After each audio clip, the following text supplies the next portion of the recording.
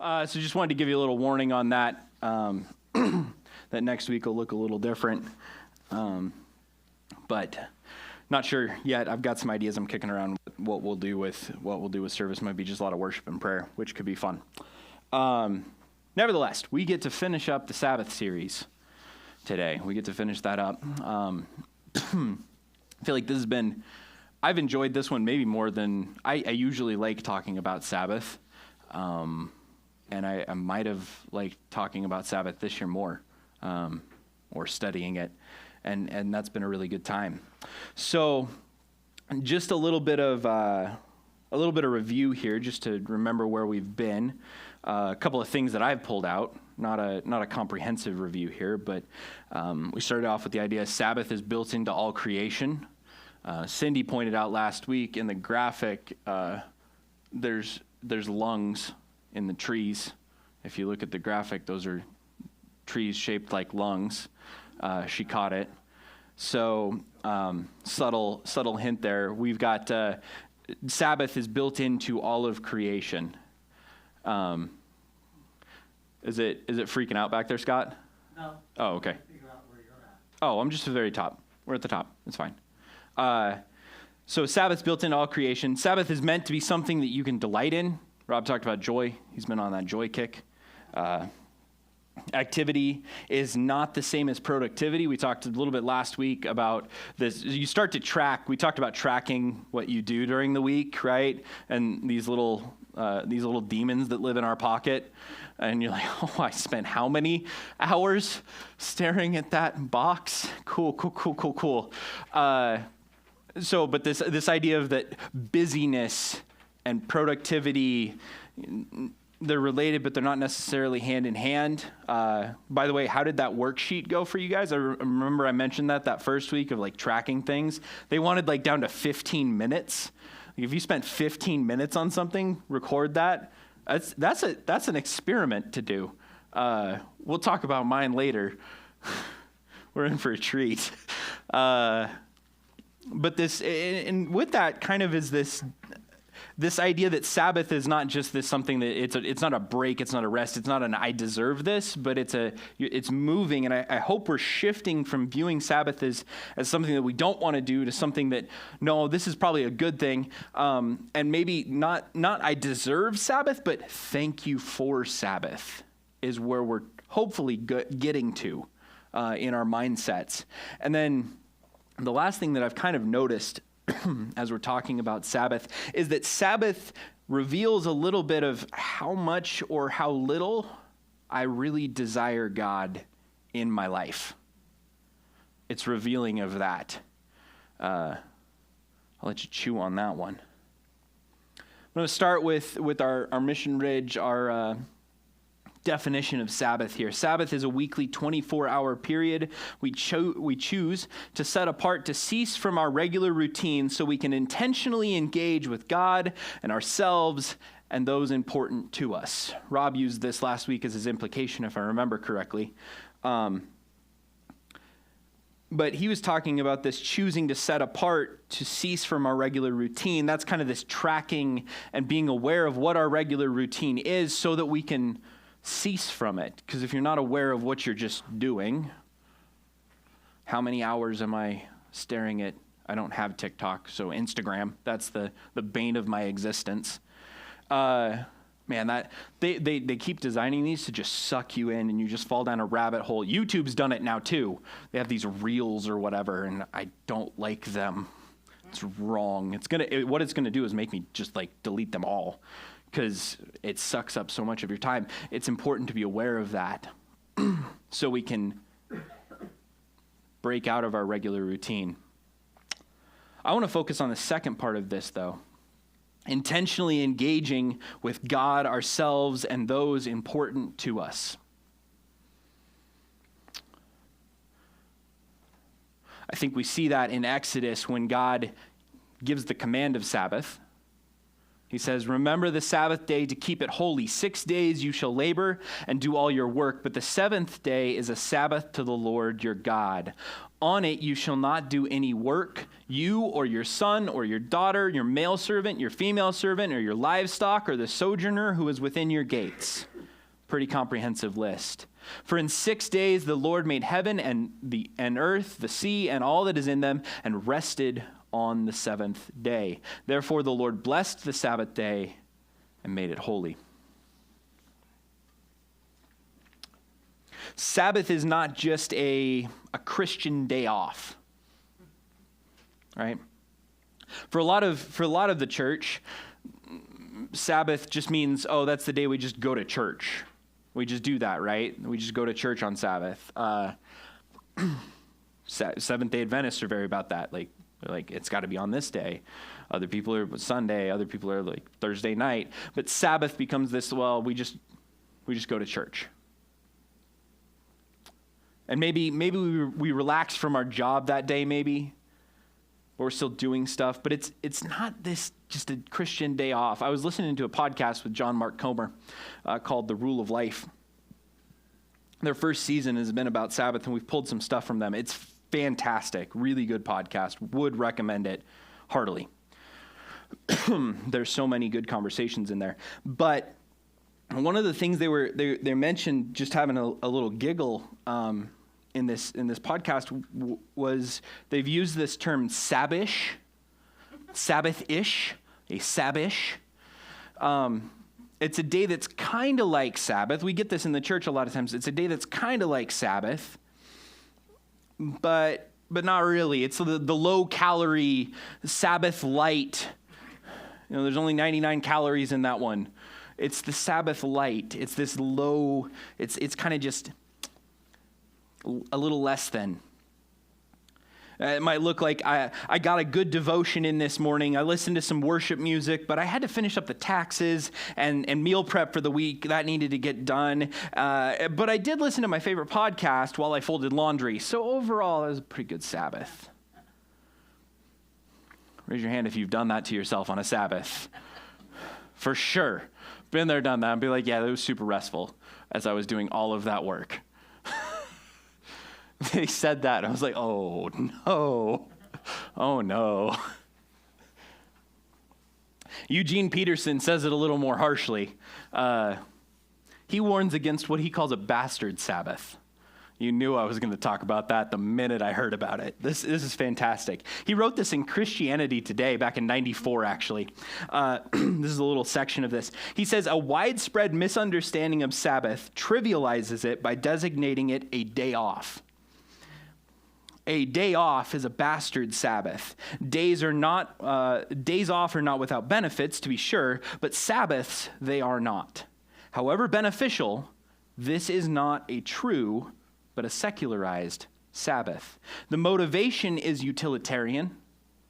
It makes us feel better. Relationships improve. We may even get more done on the 6 days than we would on the 7. We saw that.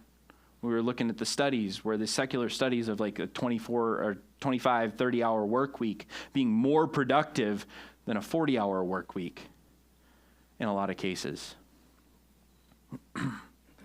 But the day off is at the service of the 6 working days. The purpose is to restore strength, increase motivation, and keep performance incentives high. That's what happens when we take Sabbath and we just make it a secular day. Sabbath is not supposed to just be secular. It's not supposed to be common. It's supposed to be holy. So let's look at the first aspect of that definition we had: intentionally engage with God, ourselves, and those that are important to us. The first one, Sabbath is meant for worship and deepening your connection with God. Where we intentionally engage with God. That's what we mean in that definition that we run with. Sabbath is made holy by God. Right there in Genesis. He makes Sabbath holy. He makes Sabbath and calls it holy. And it's the first time that word holy, I think it's Kadosh or something like that. That first time that holy gets mentioned in the Bible. So you can use your law, your principle of first mention, and kind of look at what this does. But when we define holy, it's helpful to define this word. It's something that's unique, it's special, it's uncommon, it's set apart, or it's dedicated to. They had stuff in the temple that was dedicated to. It was set apart for use in the temple. It was not common. The showbread was not common. It was set apart. The stuff, the knives that they would use, they were set apart. They're made holy. It's not because they're special. They're the exact same knife. They're just set apart. Sabbath is supposed to be set apart and dedicated to the Lord. Heschel says in one of his books, he says that we make our great cathedrals. Sabbath is a great cathedral that we make out of our time. Instead of out of a thing or blocks, bricks and mortar, we make a great cathedral out of time. Sabbath stands as this great cathedral. You think about that. You think about Notre Dame. People look at Notre Dame and they're like, that's amazing. And you walk into a building like that, those old cathedrals, you walk in and your eyes are pulled upwards. We don't quite have that here. It's not quite the same. It's better than the basement, though. Thank you, Lord. Not in the catacombs. But these cathedrals draw you upward, and we make this. Sabbath is a great cathedral that we make out of our time. Think about something in your house that is special. Maybe you've got some fine china or something. For me, the first thing that came to my mind was I've got in my liquor cabinet, I've got a bottle of Ardbeg Kelpie, and I picked up this bottle many years ago, and it sat there unopened because I knew I wanted to find it. I stumbled on it one day down in Hamilton, of all places. I was like, getting that, and it sat in my cupboard. This is a special one. It was a limited release. You couldn't find it anywhere. I was very excited. It sat there. And finally on my 30th birthday, I had a bunch of friends over, and I wasn't even planning on it. Just like, oh, I've got that bottle. Now's the time. And that's a special, and I've still, it's still in there. It's in its box. I put it back in its box. And if somebody used it for like a mixer or something like that, we would have words. There would be problems that would arise from this. Think of something that's special. We have our things that we set apart and no, that's my chair. That's Grandpa's chair. Or that's the fine china. We don't just do grilled cheese on that. That's for Thanksgiving, right? Sabbath is meant to be set apart and made holy. We are to make this holy like that. And we do that with things that we worship. When we come to this space on Sundays, yes, it's not a cathedral, but we take this and we're setting it apart and we make it holy by saying this is a place that we're going to worship in. I think if you were asked, do you worship your God on Sabbath? That's a good question to ask yourself. And what do you worship? And if you're not sure, for those of you that have kids, I've been told you can ask your kids. They'll tell you what you worship. I know I can tell my parents. That's important to you. I can tell the things that they've set apart, that they've dedicated to whatever. This is why it's sometimes useful to see Sabbath as lined up with your Sunday worship. Because they're kind of in the same vein. They should be pointing in the same direction. We're setting aside our Sunday worship. We should set aside our Sabbath for worship. Instead of just making an hour of space, an hour and a half, maybe 2 of time, we set aside that full 24 and we create this space for God to do something in us in that day. The climax of the week ends up being self-limitation for God to have his way in us. was a quote that I read. I really like that. It's not just the, like, oh, we're done with the week. Friday was Friday at 5, we've reached the end, and now fine, Sabbath. No, the climax is Sabbath. We see that in creation. The climax is God. He looks at everything and says, it's very good, and then he sits there. It's the done mowing the lawn, sitting back and going, that looks nice, right?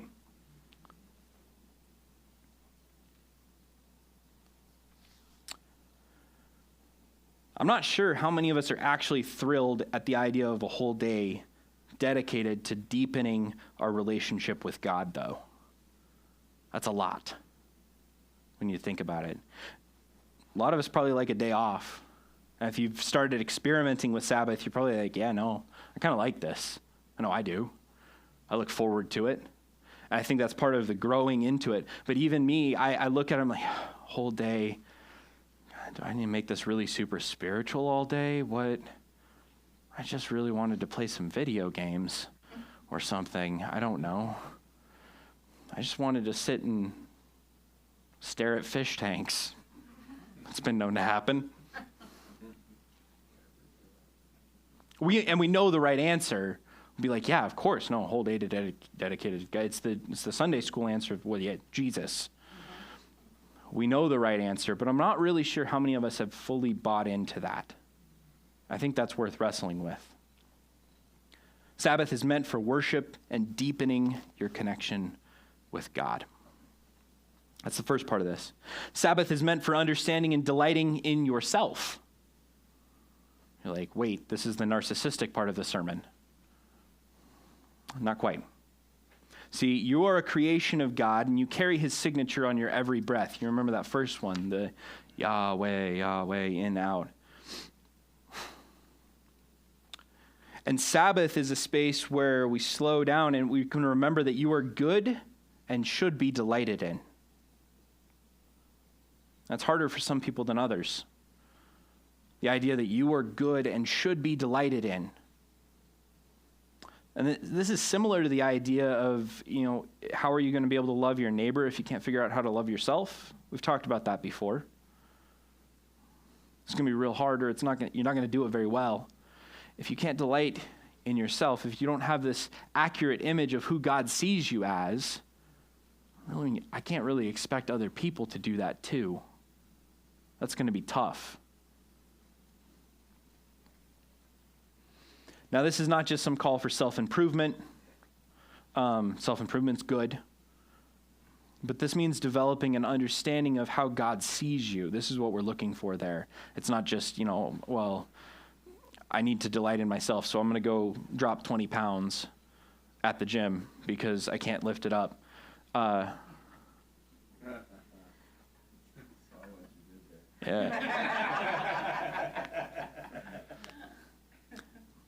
But instead, it's shifting our understanding of how God sees us and delights in us. And that starts to change how we view ourselves. Now, when you integrate Sabbath in your life, you will become more self-aware. I can confirm this, have experienced it. It will happen. You've been warned. Consistently, when I slow down for Sabbath, this happened during Lent when I was doing all that silence. That'll do her.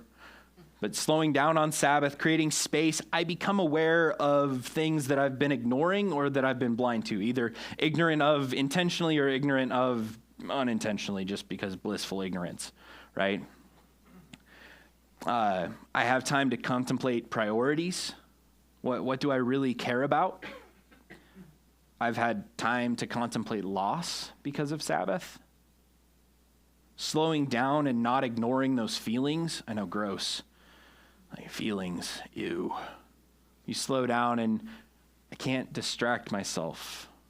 I've slowed down. I've created space, and God says, here, let's feel what this, let's resolve this. Let's move through this. Frankly, that kind of sucks. But it's good when you get to the other side. I'm not a big feeler. I've had space to contemplate things that are out of order. I'm constantly running low on energy to deal with people, but simultaneously feel intense loneliness. That was a good one. Like, oh, there's a double bind for you. That Sabbath is like, oh, well, I don't want to be around people, but also I want to be around, well, now I don't know what to do. And God says, yep, exactly. You're going to sit in that. We're going to figure this one out. That's not very fun. I've become aware of my body and what it's telling me. That's always a good one, where Logan gets to the end of the week. And I get to Sabbath, and God says something like, you're exhausted, and thus you will sleep as soon as you slow down. As soon as you stop moving, you're going to pass out and sleep for 14 hours. It's going to happen. You just woke up, but you're going back to bed, bud. Become aware of what your body's feeling. When you create space with Sabbath, it allows you to understand yourself better. You start to grow in that. And you can start to delight in that, because we start to learn to accept that and know that God says, you're great just right now. Right in the midst of this mess, you're still good. And as I learn to delight in myself as God's creation, that helps my ability to not only connect with God, but also to connect with others. Because if I'm delighting in myself as God's creation, then I'm going to start to see other people as God's creation clearer too. I'm going to delight in them better, more. Now, note, probably not for the people in the room here, but if anybody's hearing this online, or you're hearing that, maybe it's somebody in the room, but this is not meant to be some sort of navel-gazing self-care. That is not what I mean by this. And I gotta put that caveat on there, because our society, there's been this whiplash from the hustle culture of like, I have to make money all the time. You got to be grinding it out, never stop, 24/7. It's the Elon Musk working 80 hours a week or something like that. And you wake up from dawn to dusk and you never stop, right? We've gone from that, and there's still people that are very much in that. That's very much part of our culture. But there's been a pushback and a whiplash and a reaction that has also put us over here of this self-care culture. It's the treat yourself, right?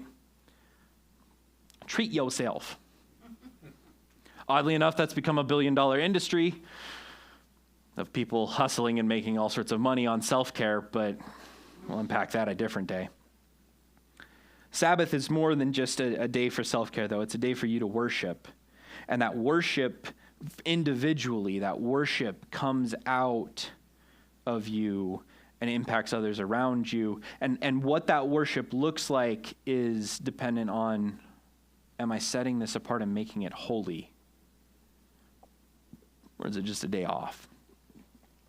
The third part of that definition that I want to look at here is Sabbath is meant to engage with and delight in the people that bring you life. Investing in the others that are important to you. It's the others that are important to you part. I translate that as the people that bring you life, life-giving relationships. Sabbath is meant to be not just individual worship, but communal worship. We don't do community the same way as past generations, even. And certainly not the way that they did community back in the time of Jesus. It looked different. But I think we can still find a way to make Sabbath communal, intentionally. In the same way that we get together, it was like the worship night. We got together and we sang and we prayed together. We do this on Sundays. We get together and we sing and we pray together and we sing over each other. And I'm hearing the rest of you sing, and that affirms that we're doing this together, and that's good for my soul. Going to that worship night and hearing I didn't know any of the lyrics to like most of the songs. And yes, they're worship songs, so after the 17th time of singing the chorus, you kind of have it figured out. But once again, I'm not good with lyrics. So I kind of have, maybe I heard it right. I don't know. I'm just singing Watermelon. I don't know what's going on. But I'm hearing these people sing these songs, and that's good for my soul. That's just good.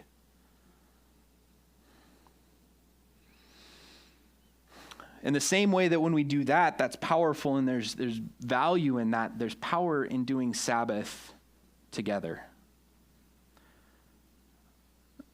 Think back to that verse from Exodus. It makes a big deal about all those people that you, and the you in that phrase is the patriarch, right?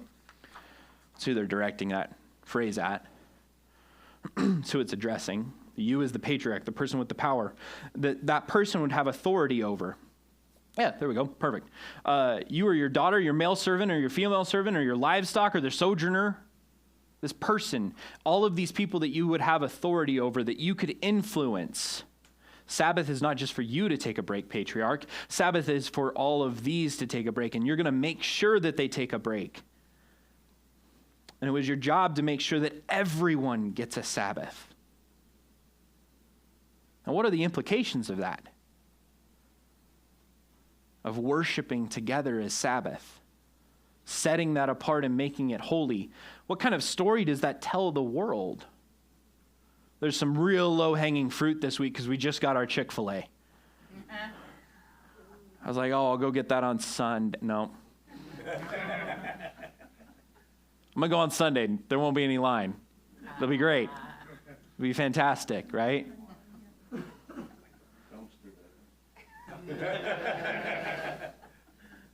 Not going to go there. I want Scott to continue to like me. I won't make any jokes. But they in all seriousness, they closed down from a corporate level. The patriarchs of that company closed down, and it affects a lot of people, including the sojourners who show up in their drive-through line and are like, I want chicken. It's Sunday.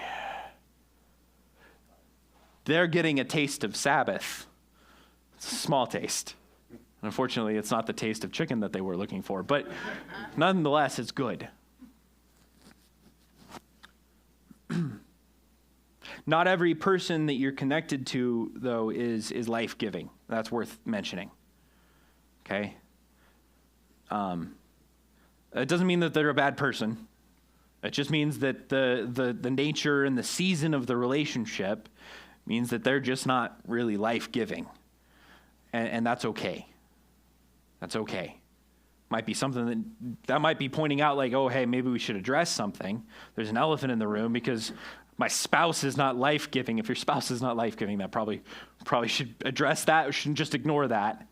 That's a problem, but that's an indicator. Something that Sabbath can reveal. Saw that.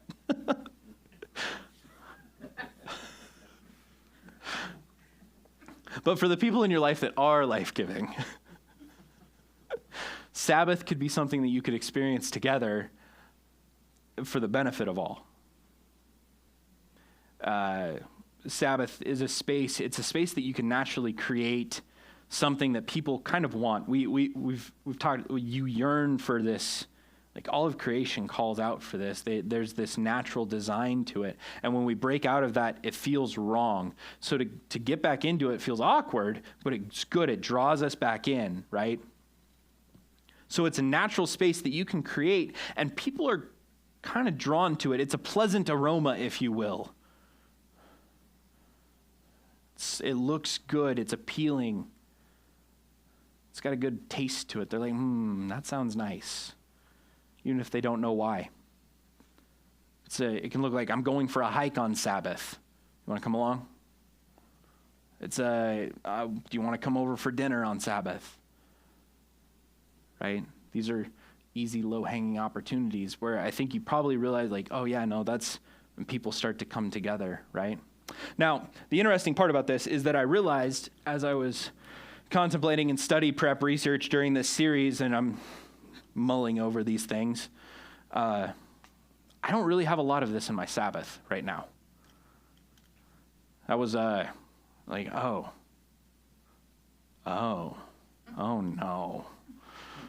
Dadgummit, God, he's done it again, and I got to talk about it, which means he's going to put me through the ringer so that I can talk about it better, because the Lord loves to bless me with good examples.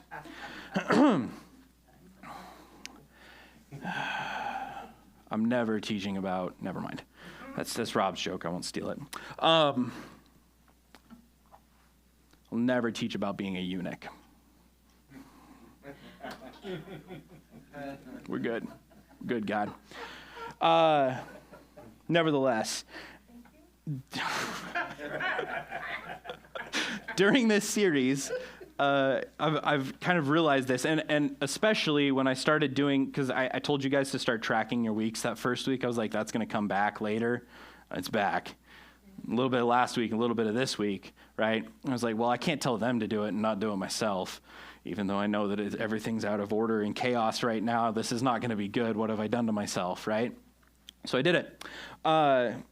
Which, let's put up that first shot, which led to me tracking my week. That's starts at 12 a.m., goes to 12 a.m. right there. Now, I did put sleep in there because it felt like it felt good to put that in there. Like, I did get sleep. That's a lot. Now, with that, there's also 5 hours of screen time on average in a day, worked into the nooks and crannies, sometimes during some of those things, but it's a lot. It's a lot. A couple of things to notice. Phone use was pretty average, about 5 hours of use a day. Too much social media for my taste, but also a lot of that's work-related. Messenger, messages, texting, all of that stuff counts towards that social media account. So I'm like, oh, maybe that's a little better. And also it was election week, so Twitter with all of that kind of bumped that. I'm like, all right, we'll let it slide this week. But the average is about the same. There's not a lot of silence in that. There's not a lot of silence in that, because even the spaces in between, I'm probably listening to something. If not while I'm doing something, like while I'm cleaning, I'm listening to podcasts or whatever. There's a lot of work in there. I didn't tally up the hours because I didn't want to, because that seemed terrifying. I just don't want to know. It was kind of a big week because I'm preaching on top of stuff, so like, that's rough. But a lot of the work involved relational energy. It wasn't a lot of just sitting at my computer or something like that. It was a lot of people work. And that what happened this week is that led to me being pretty much just all done by Friday. And I had been cajoled by various people into, no one in this room, various people at YFC into going to their youth auction on Friday night. But I got to Friday at 4 and I was like, nope, all done. No people. And I put down, ignore responsibilities due to mental/emotional exhaustion. That's what I did for a couple hours. Nope. That was staring at fish tanks and the TV is what that was. And just being like, nope, no people. Can't do it.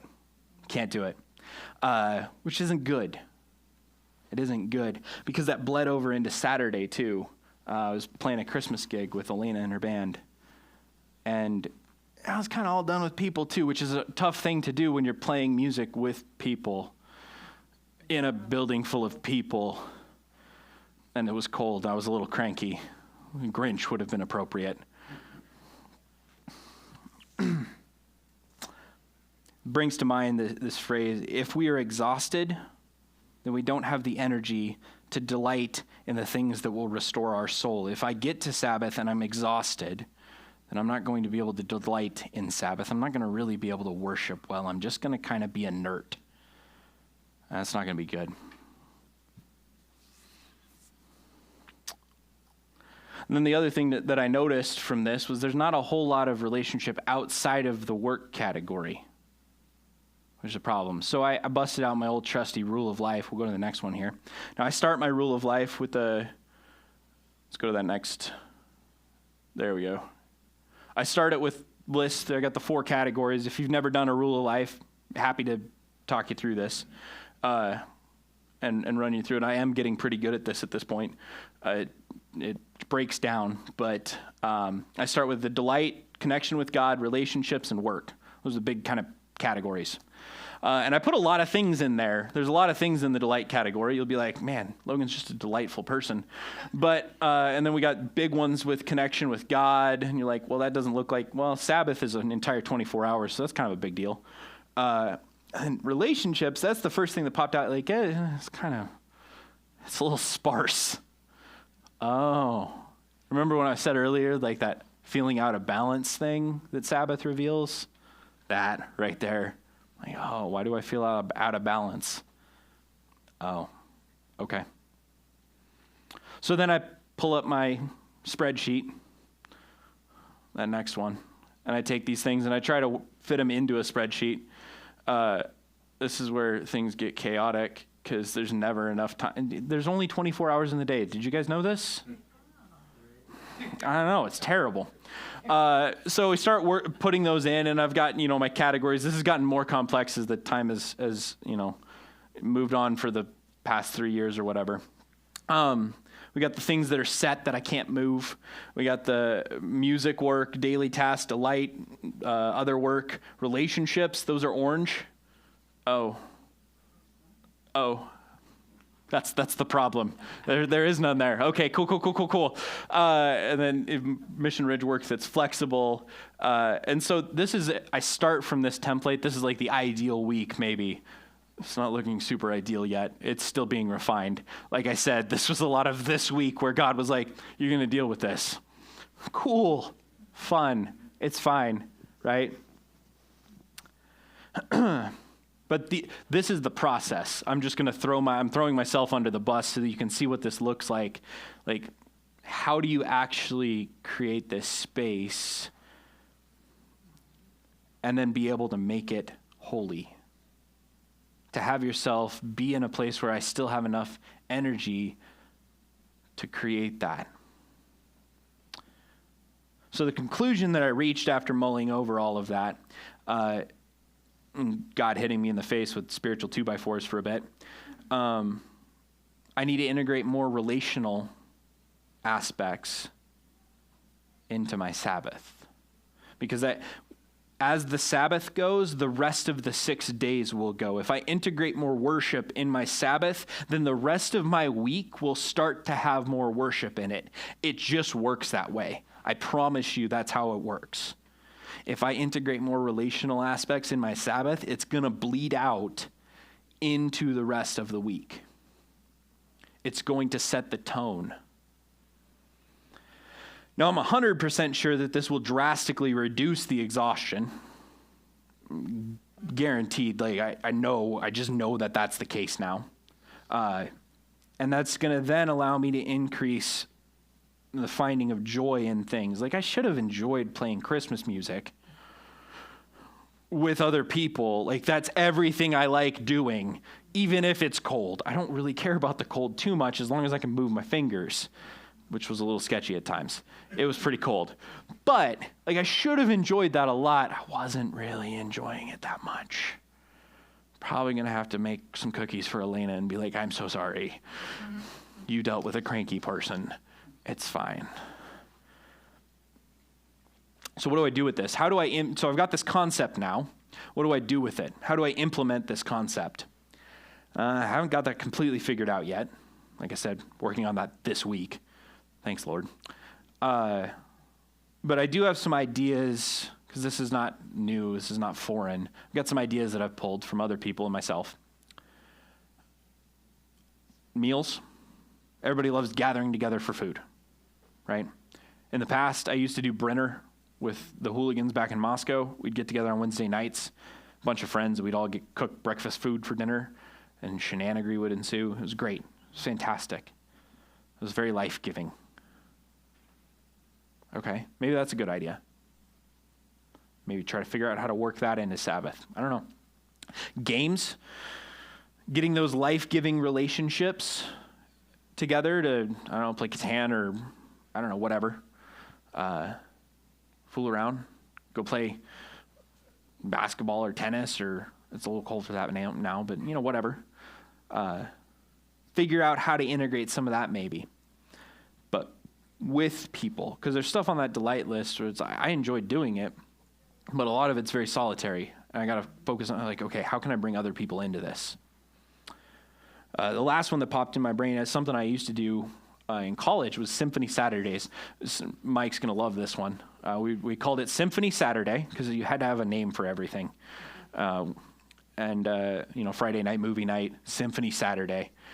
And we would grab the homies and we would sip some scotch and soak up a symphony while studying the score. There's a lot of S's involved in that, I realized.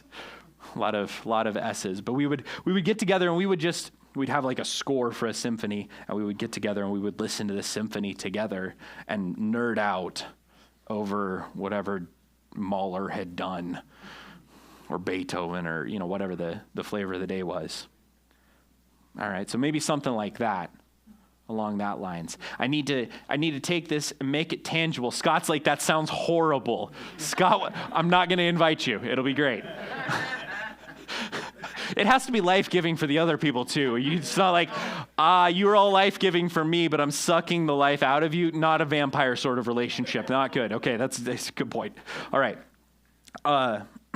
So that's kind of the tangible steps forward for how I'm going to address this that I've become aware of, right? So hopefully that's helpful for you guys. The question here is now, what do you do, right? You're like, well, that's great. Logan's got it all figured out. Of course I do. What do I do? What do I do sitting here? So here's some questions that I mulled over. I kind of distilled down a lot of the questions that as I was figuring this out, as I was becoming aware of this, I was mulling over these things over the last month, and I continue to think about them. And I'm not going to answer them for you. I'm just going to give you the questions because the wrestling over them is how you get there. And you've seen all my answers, but you need to read. It's like back in school, you have to do your own work. Otherwise, it's not gonna, like, you can't copy this one. You can't just look in the back of the book. Chewing over these ideas is how you get there. It's how you develop your Sabbath in this. And I want you to contemplate them for a bit. I want you to discuss them. I want you to argue over them with people, maybe. Be like, I don't know, have a knockdown drag out. Care group could get spicy. Who knows? But here's the questions here. Do we lose something by not doing Sabbath together? I got that out of the podcast a little bit. They're talking about this, and I was like, I wonder if we miss out on, like, Sabbath. We individualize it too much, and we miss out on something. Okay. Does it change the story that I tell for Sabbath? Does it change that story if we do Sabbath together? And I'm thinking of that more big level of, like, if everybody did Sabbath on the same day. That was where this was coming from. And then the follow-up is, how does that affect the story if everyone picks different days? Which is kind of what we do. And that's okay. Like, I feel like that's how we start in our culture maybe, but I don't know if that's the best. There's upsides and downsides, and I kind of just wrestle over that. And then how does communal Sabbath even work in today's society? Have you seen people's schedules? They're terrible. The joke is that as an adult now, my life is just seeing people that I'm friends with and being like, oh yeah, we should get together. And then we do that 3 months later, and then we do that 3 months later. We never actually get together because we're like, oh yeah, we need to get together. Oh yeah, we need to get together. Oh yeah, but the schedules never work. I'm not even married with a family. I'm pretty flexible. And it's still a problem. How does communal Sabbath even work in today's society? But on the flip side of that is, how big of a story would that tell? Last two here, these are doozies. Do your rhythms and celebrations draw other people in? Does the way that I celebrate Sabbath, that I worship on Sabbath, does that draw other people in? I don't know. And as I rest and delight with God on Sabbath, am I inviting others to join me? That one nailed me to the wall. Like, ooh, I don't want to ask that because then I have to answer it. It's terrible. These are good questions to mull over, though. So this is kind of the implication this week. So we're gonna pass out communion here, and I invite you to just kind of start mulling these over. Like, this is not a quick quiz. Like, ask God where you need to grow, develop, what he needs to reveal in that, maybe. And we're all going to be at different places with Sabbath and developing that, but these are some things to maybe prime the pump. So let's mull over that for a bit. So as we start to mull these over, as we start to wrestle with these ideas, these concepts, I'm going to wrap up the whole series here a little bit. I usually start these things. I don't usually finish them. But I was reminded this week reading my Life Transforming Group readings that we're in Colossians. At least some of us are, maybe. Some of us might not be. But many of us are in Colossians, and I was reading Colossians 2, and it reminded me of a verse. I think we used it earlier in the series, or at least we referenced it maybe. I think Rob's sermon the second week maybe. It comes out of 2, verse 16 and 17. It says, "Therefore let no one pass judgment on you in questions of food and drink, or with regard to a festival or a new moon or a Sabbath. These are a shadow of things to come, but the substance belongs to Christ." That second verse there. These are a shadow of the things to come. Sabbath is a shadow of things to come. A shadow, I could nerd out on this a lot, but a shadow is just a two-dimensional image of a 3D object. It's a representation of something. It's not the actual thing. There's no substance there. And so this is a kind of a if this then that. If Sabbath is this good and we've tasted that, how much better is the real thing, right? He says, but that substance belongs to Christ. Sabbath is just a shadow, just a taste of things to come. Even so, when we experience Sabbath, we experience a taste of heaven. You have been commanded and you've been invited to experience that every week. And it might be foreign. It might be a little bit strange. It might make you angry. It might make other people angry at you. But practicing and chasing after it will eventually mold you. It will grow you into a person that radiates the light of that Sabbath, that exudes that odor of Sabbath, that pleasant aroma. And it'll do it just as naturally as you inhale and exhale. Eventually, you become this way. I've met people that do this. They've done it for 50 years, and it's what they do. That's what we're invited into with Sabbath, to remember that each week.